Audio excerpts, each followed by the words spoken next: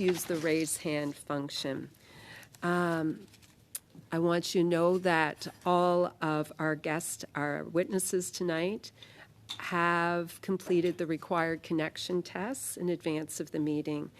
And I'd like to welcome Mr. Ruff tonight, who's joining us.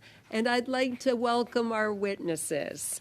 From the U15 group of Canadian Research Universities, we have Dr. Chad Gaffield, who's the Chief Executive Officer, and we welcome you. We're delighted you can join us. From the Ocean Frontier Institute, we have Dr. Anya Waite, Chief Executive Officer and Scientific Director. Thank you for joining us. We welcome you. And friends, we are trying to reach Sir Jeremy Farrar from the Wellcome Institute, who's traveling in Japan right now. So if we could, we will have 5-minute statements. At the 4.5-minute mark, I will hold this yellow card. It lets you know there's 30 seconds left, and I would ask that you wrap up then. And if we could, we'll begin with Dr. Gaffield. The floor is yours. Bonsoir et un gros merci. Good evening, and a big thank you for the invitation to join with you for this evening's meeting. How energizing it has been to see the leadership of this standing committee addressing Canada's challenges and opportunities for building a better future through science and research. Your recommendations this year propose promising and urgently needed steps forward for Canada in what I think we all agree are turbulent times. In contributing to your work on international Moonshot programs, I would like to focus on Canada's potential to play a leadership role in global research networks. My main conclusion, however, is that we cannot realize this potential without immediate action to respond to the rapidly increasing international competition in science and research. This international competition is particularly focused on the development of highly qualified talent through participation in world-class research projects in our leading universities. While all research projects aim for significant breakthroughs, discoveries, and insights, the development of talent in these research projects is the guaranteed result that is crucial in the short and long term, both domestically and internationally. Developing top talent in research projects not only gives Canada access to the global pool of knowledge, but also ensures a supply of the highly qualified individuals who can drive innovation across all sectors. As you know, the Canadian research community is among the most highly internationalized in the world. And not surprisingly, our granting agencies have pioneered promising models of international research funding in recent years. For example, the Transatlantic Partnership funding opportunity. Through that, Canada showed other national governments and funding agencies a way around the established position that money doesn't cross borders for academic research. The recent call for research on recovery, renewal, and resilience in a post-pandemic world brings together 16 humanities and social science research funding agencies from 12 countries in South America, North America, and Europe. Clearly, though, such sporadic initiatives must be elevated into a systematic national framework with structures and dedicated funding envelopes. The good news is that the advisory panel on the Federal Research Support System will soon be recommending governance and structural steps forward to support Canadian researchers in the global research enterprise and to propose mechanisms to incorporate multidisciplinary perspectives and practices to address global challenges in Moonshot programs and related initiatives. The bad news is Canada is falling behind in having the funds to develop the required highly qualified talent through participation in research projects. Increasingly, those outside Canada are puzzled by the current level of federal support for for science and research in Canada. This past Friday, for example, Science magazine, one of the world's top academic journals, had a headline lamenting that, quote, "In Canada, scientists are struggling with stagnant funding," unquote. The problem for Canada of stagnant funding is that the rest of the world is significantly increasing their investments based on the conviction that science and research must inform all efforts to confront global challenges. Most immediately, we must respond to what is happening south of the border. Over the next 5 years, the CHIPS and Science Act in the United States will essentially double the base budget of the National Science Foundation.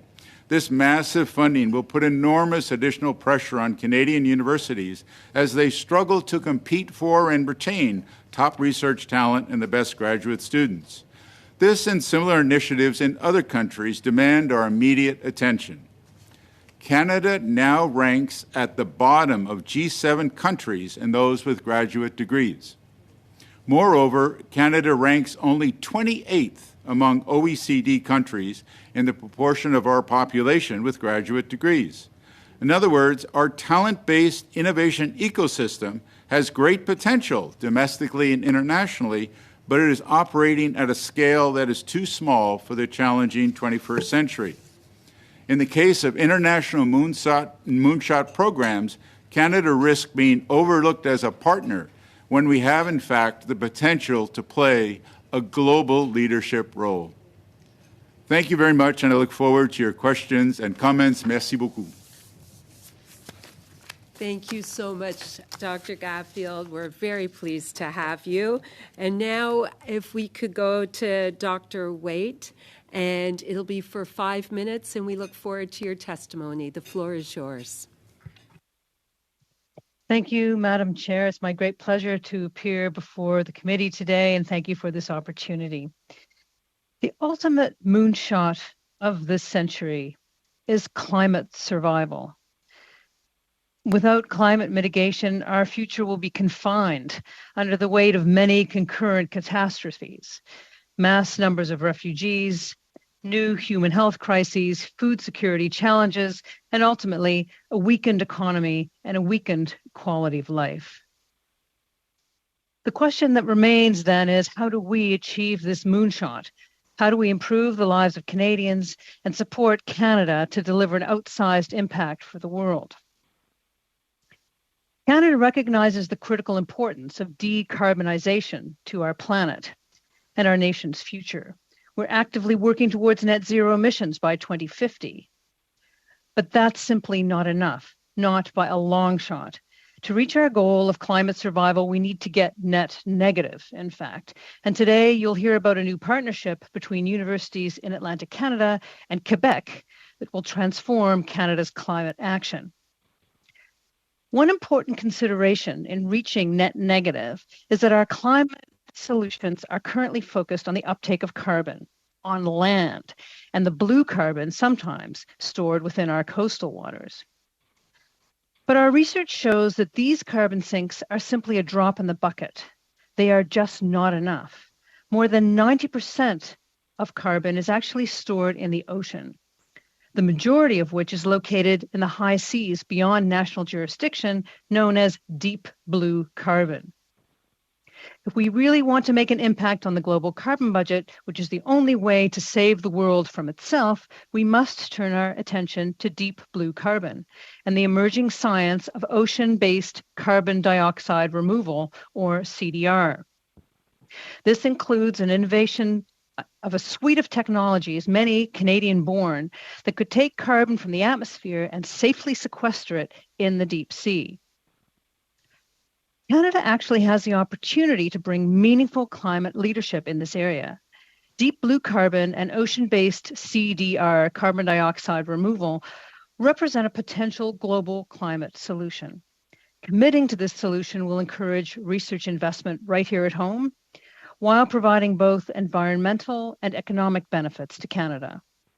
It will also give us information about the timescales of climate change and how the ocean is responding, which help us frame up the social adaptation that our communities need to address the current global climate crisis. For example, sea level rise, drought, and catastrophic hurricanes, all of these directly are related to the ocean and the ocean's impact on our climate. So the reason this is a moonshot is because it will require a huge lift of support. Research generally progresses slowly, and this needs to move quickly. In fact, it needs to move very fast. There are ocean CDR practitioners with huge amounts of capital to put towards this effort, but they are looking to us for guidance on how to use it effectively. Strategic and sustained ocean observation and ocean and climate science synthesis is a major gap that must urgently be addressed. We need a system that can monitor what is happening in the ocean in real time, which would enable improved climate forecast, better climate mitigation methods, and facilitate what has the promise to be a $1 trillion deep blue carbon credit market. One solution proposed by us at the Ocean Frontier Institute is an ocean carbon observatory that would bring nations together to frame this problem properly and to help implement a collective solution, a regional exemplar or example in the North Atlantic. We are already revving this engine with the recent submission of Dalhousie University's Transforming Climate Action Proposal. And this is a joint initiative with Université de Québec à Rimouski, Memorial University of Newfoundland, and Université Laval to the Canada First Research Excellence Fund. And this proposal represents a groundbreaking alliance between French and English-speaking ocean-focused institutions.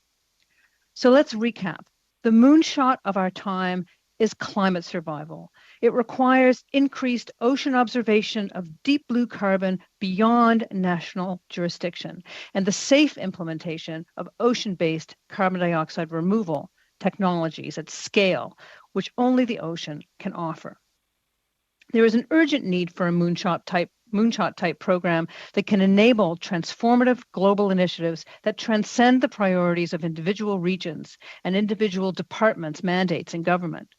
We have less than 8 years to avoid a future shaped by climate catastrophe, and every day the global climate crisis clock is ticking. This is where we need to put our energy. Waite, I hate if not now, when? Dr. Waite, thank you for your testimony. Thank you. You have a very interested committee. I know they'll want to ask questions. Thank you to both our witnesses. And I'll just let our committee know there's been connections difficulties with Japan, and so we will have 2 witnesses for this panel. But we thank Sir Jeremy Farrar for trying so hard. We're now going to go to a round of questions, and we begin tonight with Mr. Soroka for 6 minutes. Thank you, Madam Chair, and thank you to the witnesses for coming this evening. I'll start my questions with Dr. Gaffield. You brought up a lot of things that we've dealt with in the past about retaining top talent here, and you're talking about the loss of it going to other countries, especially now potentially the United States, and I have to admit my family is one of them as well. Now, my question is, how can we actually avoid this from happening? And you talked about funding. What kind of funding do we need, as well as what kind of research facilities do we need to build as well? Thank you very much for your question. My sense is that one of the things that's been overlooked in recent years is what I like to think about as the guaranteed ROI, return on investment, of research, and that is this development of talents. In other words, well, we hope in our projects that we have breakthroughs and so on. The real benefit in terms of the kind of ongoing, enduring value of those projects is the people that we produce out of them that end up leading across society. And so I think sometimes, and I think in recent years, there's been a little bit of an emphasis on projects making new discoveries, which is great when they do. But what's happened now is Canada has really let itself fall behind in terms of those individuals who can really help us drive innovation across all sectors. And I think one of the things that is really important in this is the fact that, while Canada is often criticized for having, for example, a low level of business innovation, business expenditures on R&D and so on for innovation, I think it's only in recent years, the last few, that competitive pressure is now across all sectors. In my sense, all sectors now are attempting to adjust to this new world, a world in which we're driving toward net zero, a world, I think, in which we're driving toward really handling far more appropriately in a very, very complex way the digital technologies. We've learned now that the digital transformation is I think, a really complex phenomena that underpins all aspects, and it's not simply a good thing, and we have to learn all sorts of aspects of handling that and optimizing it well. So my sense is every business, every institution now is trying to move towards sustainability, is trying to embrace a digitally enabled world.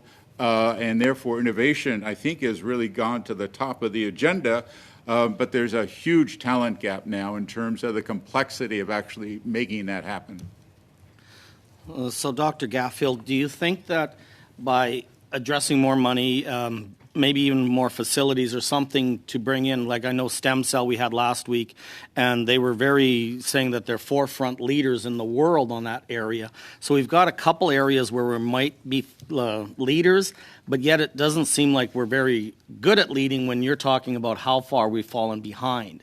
So what more can we do then? You know, the commercialization is great, but at the same time, money, you know, we're not coming close to what other countries are doing. So that's my concern. Emphasizing the facilities, I think, is really important, because one of the things we found that the leaders in many fields emerge out of these serious research facilities that are connected to these global networks. And that was one of the things, the story that gets told often during the pandemic, was the fact that when Canada was realizing that we didn't have a domestic capacity in terms of the vaccine production, what happened? Well, they were quickly worked through our researchers to international context to find those elsewhere who could then link with us and so on, to really help us get the support we needed to either choose the vaccines we're going to buy and then eventually to attract Moderna to Canada. But that's just one example. So it seems to me that yes, it's great to have some sectors that are real leaders, but we need that really across the board, because there's no aspect. When we think about farming, for example, you think about agriculture, that industry is transforming itself now and is just as, I think, in need of the top talent as any other sector. It really is a transformational change for Canada. And I think when Canada decided to move on what I think about as a talent-based innovation system, we need to really realize that we need a far greater investment if that's going to realize its potential. Actually, you had mentioned about the vaccines, and I know that in the University of Alberta, through the virology department, they actually were developing a vaccine at the time, and they had to put a bid in if they were successful because they were very close to developing a new vaccine, but yet the government did not choose them. So do you think that's also one of the problems, is that there isn't the support from the government when they are getting these breakthroughs? Well, one of the difficulties, I think, is that we're not allowed to the funds are not allowing us to make a sufficient number of investments in terms of the possibilities. I mean, one of the things that's really important, I think, is that the old idea of you can't just put all your eggs in one basket. We need many, many centers across this country to help us in all the places we need it. Where I think, Dr. Garfield, because you represent so many universities, that's great opportunity for you bringing more unique sciences to the table, because there's so many areas that need to be discovered. And as actually Dr. Waite had even talked about the climate crisis, there's so much with carbon sequestration. Mr. Soroka, and the chair is telling me to do this to you, quiet. and you're just getting going. I can see how interested you are. Thank you, Mr. Soroka.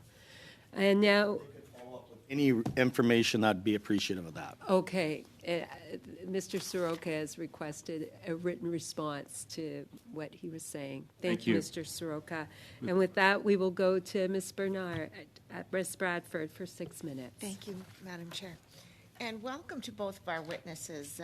So thank you so much for joining us and talking about this very exciting topic tonight. So, Mr. Gaffield, the U15 group of Canadian research universities, an organization representing Canada's most research-intensive universities.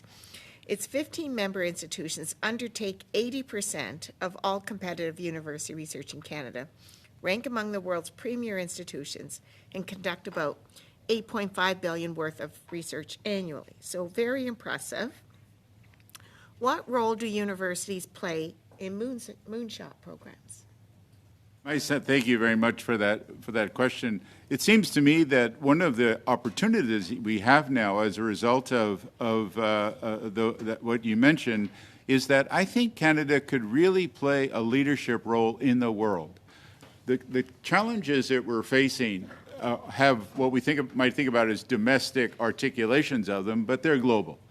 But Canada, I think, has a possibility, given its history and a few things I can mention, that we could actually offer at some level to convene a global research effort. And I think the example of oceans that my colleague was suggesting, I think, is one example of that. And in fact, Canada does play a real leadership role. It seems to me that Canadian, on the world stage, what I've noticed is that Canadian leadership is often welcomed. We're seen as good chairs of international research teams. We're seen as very effective leaders in terms of mobilizing diverse interests and finding often what you might think about as the sweet spot in collaborations to really advance quickly and so on. So it seems to me the opportunity for us now is to take some of our strengths, which I don't think are even now at the scale we need, but have some potential. But if we offer that internationally, I think then we can leverage I think, from around the globe. And that's why it's exciting, and we're hopeful to see, for example, Canada's negotiations finish with Horizon Europe, which I think would be a great thing. But there's a big world now, and there are opportunities for us around the world. So it seems to me that if Canada, as part of its moonshot thinking, were to say, you know what, let's really try to make an outsized contribution to the world's problems. And we have some, I think, contributions to make. And frankly, given the importance of climate change and given the importance of this digital transformation, I think we have some strengths that position us well to play those global leadership convening roles. So I think my sense, at least, is that it's enormous potential, and our challenge is to say, okay, what can we do systematically to move us there? So that kind of leads into my next question, so thank you for that. So what structures and supports help encourage cooperation between universities, federal government, provincial governments, and the private sector in the development and deployment of ambitious research programs? One of the things that we've seen recently is, and it's interesting, it's not even remarked internationally. When Canada 25 years ago was thinking about what it was going to do in terms of higher education, at the time in the 90s, Canada had an okay domestic higher education system. But it had kind of moved from where it had been in the 60s, where it was really still, Canada was very much importing almost everything. By the 90s, we had a pretty good domestic, and there was a debate in Canada about, okay, we're facing this new century. It had talked already about climate change. It was talking about digital. How are we going to face this? And there was a debate. Do we import it, or do we buy it or make it? Do we have to do it ourselves, or can we import it? And the decision was that if we were not in the global effort in terms of research and science, that we wouldn't even know what to import, that we had to be part of that global effort. And Canada decided that it was going to do it through investing in talent, and that's why it built the Canada Research Chairs Program. It built a whole series, and the facilities and so on, as our other member was saying earlier. So my sense, at least, is that the question now for us is to say, okay, we've gotten it so that in a number of areas we're on the world stage, we have some access to the global pool of knowledge and so on, but what are we going to do to take it to that next level? How are we going to move it now into, and especially now since the private sector is moving toward innovation very rapidly in all sectors, the competitive pressure is everywhere. Innovation is in the public sector, private sector, nonprofit sector, everywhere. They're collaborating, and our universities, given the strategy that was developed years ago and has continued, have deep links with their communities and with businesses. And this is unique in many ways internationally. Not many universities, I was talking to colleagues in Europe, and actually recently someone who was visiting Israel was being asked, how come those universities in Canada are so connected with the private sector, with their communities and so on? It's very unusual. In other countries, they build separate institutions over here that are not connected to the main universities. And this turns out to be, I think, a real strength for Canada because as your committee has been studying this year, it is really the circulation of people. It's the talented people moving across campus, moving into the communities, into companies and back and so on that we're comfortable with. And Ms. Bradford, I'm sorry to interrupt. Thank you